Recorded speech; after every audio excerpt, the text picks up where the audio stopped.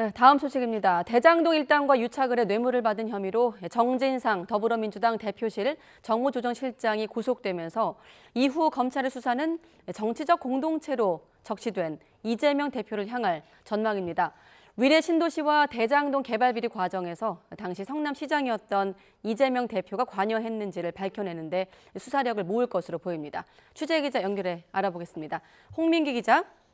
네, 서울중앙지방검찰청입니다. 네, 정 실장이 구속이 됐습니다. 그럼 앞으로 수사는 어떻게 전망될까요? 네, 정 실장의 구속영장을 받아낸 검찰, 수사에 탄력을 받게 됐습니다. 다만 정 실장을 오늘 당장 불러 조사하지는 않고 이르면 내일부터 조사할 가능성이 큰데요. 최장 구속기한인 20일 안에 정 실장의 뇌물수수 등 혐의 다지기에 수사력을 모을 전망입니다. 앞서 법원은 오늘 새벽 2시 50분쯤 정 실장에 대한 구속영장을 발부했습니다. 도망과 증거 인멸 우려가 있다고 발부 사유를 설명했는데요. 혐의도 상당 부분 소명됐다는 전제가 깔린 것으로 보입니다. 어제 오후 2시부터 진행된 영장 실질 심사는 무려 8시간 10분 가까이 진행됐습니다.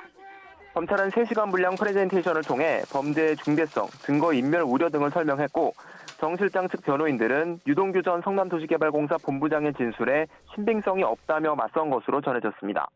검찰 수사가 모두 허위라고 부인했던 정 실장은 신문을 마치고 나오면서 성실히 영장 심사에 임했고 어떤 탄압 속에서도 역사와 민주주의는 발전할 거라고 답변했습니다. 정 실장은 유 전 본부장을 통해 대장동 민간업자로부터 뇌물 1억 4천만 원을 건네받은 혐의를 받습니다. 또 공무원으로 일하며 업자에게 사업 관련 내부 비밀을 흘려주거나 개발이익 일부인 428억 원을 공동으로 약정받은 혐의 등도 적용됐습니다. 네, 정 실장 구속 전부터 했던 질문인 것 같은데 그럼 이재명 대표를 향한 수사도 더 속도가 붙는 겁니까? 네, 그렇습니다. 과거 이 대표가 정 실장을 스스로 최측근이라고 말했던 만큼 검찰 수사는 이 대표로 향할 수밖에 없는데요.